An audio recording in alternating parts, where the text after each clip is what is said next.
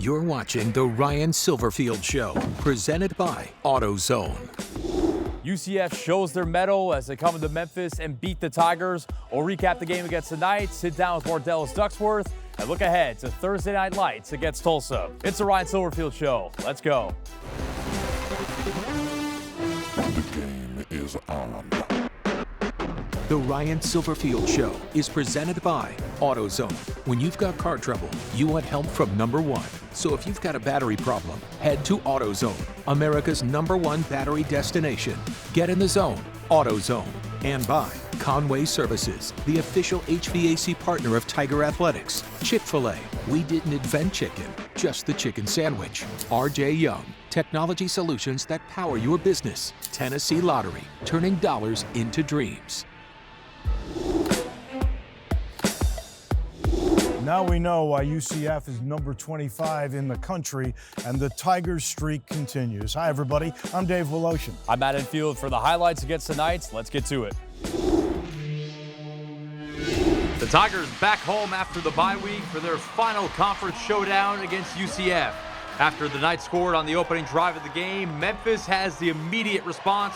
Brandon Thomas, quick cut, and walks into the end zone from 7 yards out. New career high, 9th touchdown of the year, knots us up at 7. The Memphis defense making plays too. Final seconds of the first quarter, Davion Ross baits Mikey Keene and comes up with the INT, his first in the 901. The Tigers had a turnover on downs and an interception in the red zone in the first half, but they had no trouble moving the ball. Seth Hedigan keeping cool under pressure, gets behind his big offensive lineman and breaks the plane on the QB sneak. We're tied back up at 14. UCF took a 21-14 lead to the locker room. Third quarter, the Tigers answer with more ground and pound. Jay Ducker finds Pater from a yard out. Once again, we're knotted up. It's 21-all. It would remain that way until early in the fourth quarter. Keene delivers a beauty to Kobe Hudson in the back of the end zone to give UCF a lead they would never relinquish. They tack on another touchdown later. The Tigers fight the entire way, but fall at home to the Knights 35-28. They now sit at 4-5 in the year. Let's go to some post-game chatter. 2 turnovers again. It's hard to stay ahead of the game when you turn the ball over. And then third down defense, continues to be something we've got to find ways to get off the field when we need to and find ways to make a play when it counts. The Memphis football team is a family, sir. So we all together in this, and we don't point fingers. I think Coach Silverfield do a great job to keep us all on the same page. So I don't feel like there's miscommunication or misunderstood. I just feel like the mood obviously is not the best because we keep losing, but we know how close we are, and that gives us confidence to keep working. And also preparation gives you confidence, and I feel like the coaching staff been doing a great job to prepare us every game.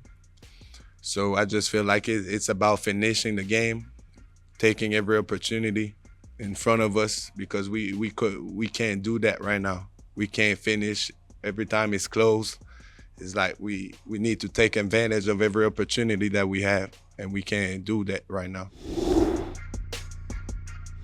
Coach, sports science has become sort of a catch-all word. It could be technology, it could be the field, it could be the helmet, it could be monitors, it could be nutrition. What are your favorite things since you got into the business that you now apply with your team? Yeah, I think it's one of those things that as the sport continues to grow, the evolution of sports science within football is growing, and we've got to be on the cutting edge of it. We got to be ahead of the curve. If not, we'll be looking back and saying, wait, all these other teams are doing that. So one of the unique things that we've done here at University of Memphis is actually GPS monitoring systems. So what we did, we ordered 64 GPS systems that actually strap on like a sports bra underneath their practice. All right, we're able to put a little device, we're able to monitor how fast they're running, how far they've run, how many steps, the amount of impact, all those things all within a practice period. Then on game day, what we do is we actually have little segments where we can put them in the back of their pads and monitor on game day. What it does is it's for a variety of reasons. One, we can see, top speed of guys, right? Are we maximizing what they are? How many steps are they taking? Do we have to pull back? But then also the ability for recovery, right? And that kind of helps with you. Hey, this guy's gotten, 7,400 steps at yesterday's practice, well, this guy's only gotten 2,000. Well, we need to ramp this guy up, or he's the ability to go a little bit faster than we need. Yeah, and obviously you've got that, which helps with performance. But you talk about the recovery and injury prevention. NFL this year, all the guys in training camp wearing the Guardian caps on their helmets to help prevent concussions. What are some things that you guys are doing to monitor that sort of thing, and where do you think that is going in general? Yeah, absolutely. I think that obviously concussions have been more brought to light over the last decade, not only in the NFL but in college football as well. And so, obviously we're going to rely heavy on our sports medicine department to continue to monitor what are the best ways to do things, best ways for injury prevention, whether it's concussions or ACLs, right, with our offensive linemen wearing knee braces.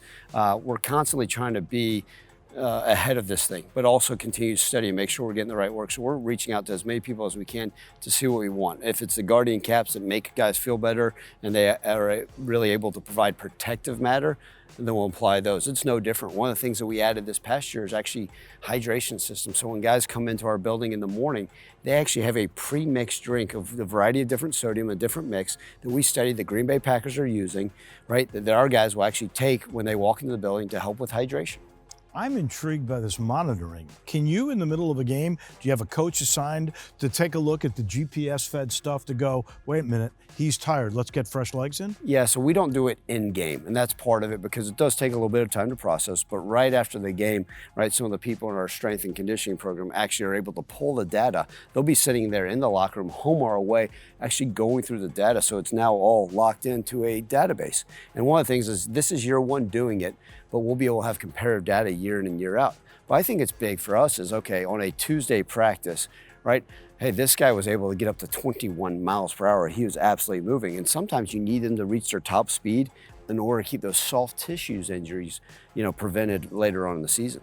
Is that also when you're analyzing players, you look at 40-yard dash times, and a lot of guys can run really fast in shorts and a tank top, but when you have the GPS tracker on a game, that's game speed, which is what you guys are really looking for to analyze, no? Yeah, absolutely. I think that's as important as anything. If you sat there and said, well, this guy was able to reach 20 miles per hour on a Wednesday practice, but in the game, he was only getting to 16, where's that correlation? And conversely, same deal, right? If a guy is able to get 20 miles per hour or 16 miles per hour on a Wednesday practice, but he's able to get 20 miles per hour on the game, that means, hey, maybe on that Wednesday practice, we need to push him a little bit more. We can see what else he's capable of.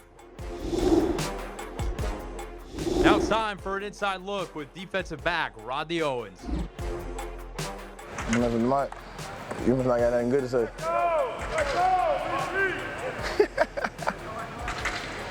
Any other time y'all would have had all the conversations, as soon as I put the mic on, nobody want to talk to me no more. That's crazy. Hey, yo, bro. What's good? What We good, Jeff? You been good, bro? You ready to have a great day? Ready to play today. Ready to hit? We got, we ain't got pads on. Yeah, thanks. I'm ready to fly around though.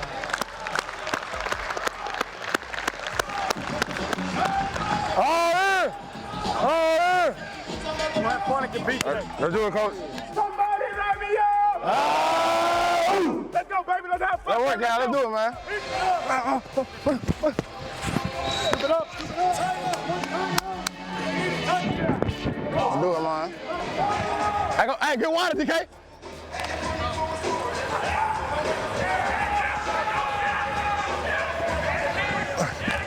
Oh, you gonna get that, DK? Let's go. From small town Mississippi to big dreams here in the 901, Ordelis Ducksworth has overcome a lot to become a Tiger. We'll document that journey coming up next. You're watching The Ryan Silverfield Show, presented by AutoZone. Welcome back to the Ryan Silverfield Show. Ordelis Ducksworth has become one of the key points on this defense, but his journey to Memphis, certainly unconventional, marked by tragedy early on and overcoming adversity time and time again.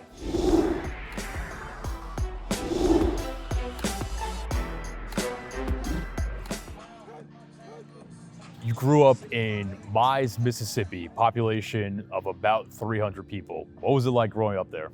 I mean, growing up, small town, everybody know everybody, so, you won't be the stranger, so.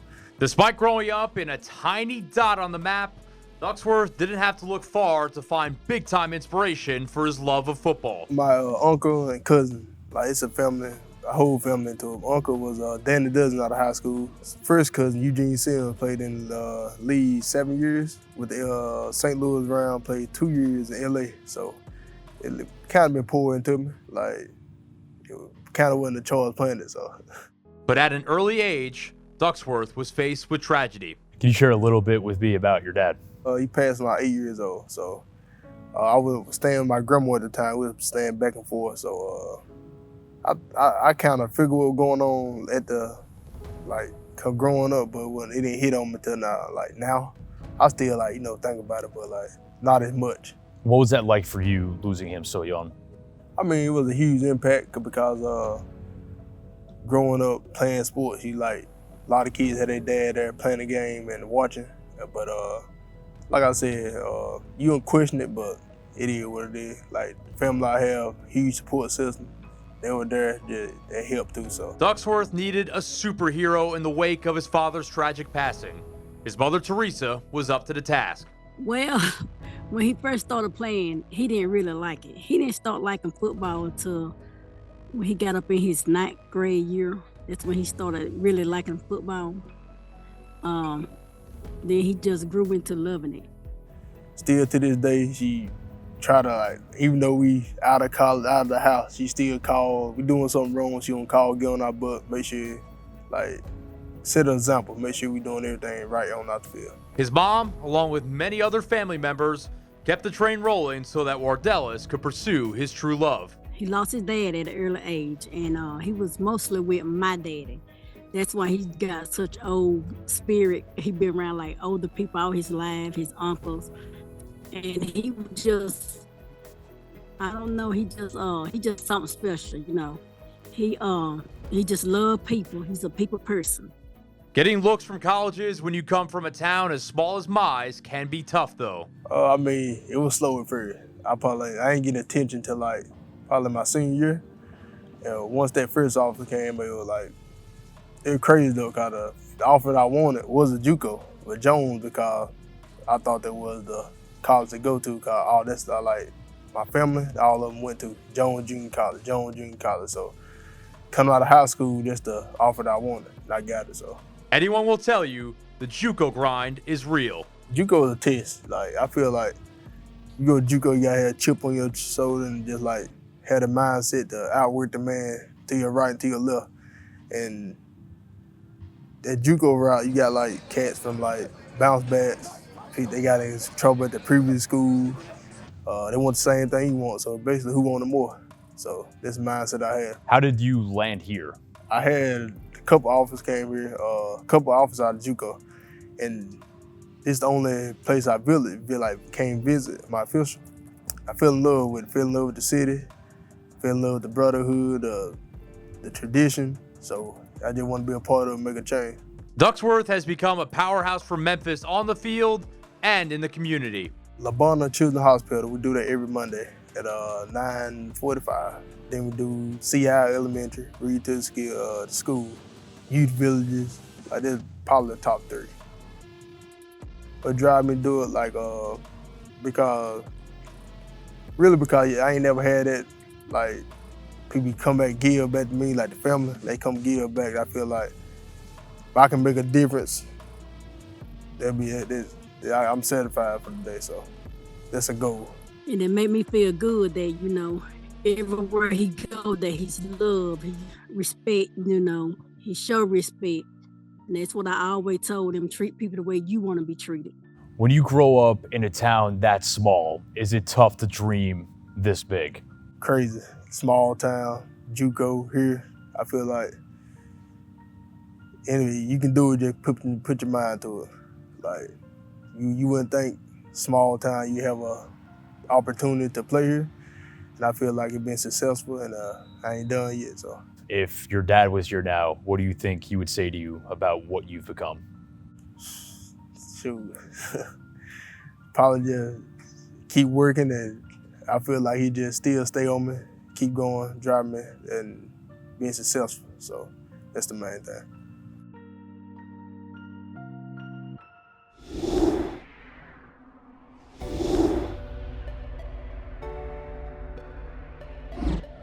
Dallas Ducksworth seems such a nice young man. And when you get to know a little bit more about him, the tough times as a kid, losing his dad in this little Mississippi town, it's something that I guess you have to reach out and really be a father figure to him. Yeah, look, first off, what a great name, Dallas Ducksworth. You love everything about it. As soon as I've got the chance to meet this guy, I said, what am I going to be running into?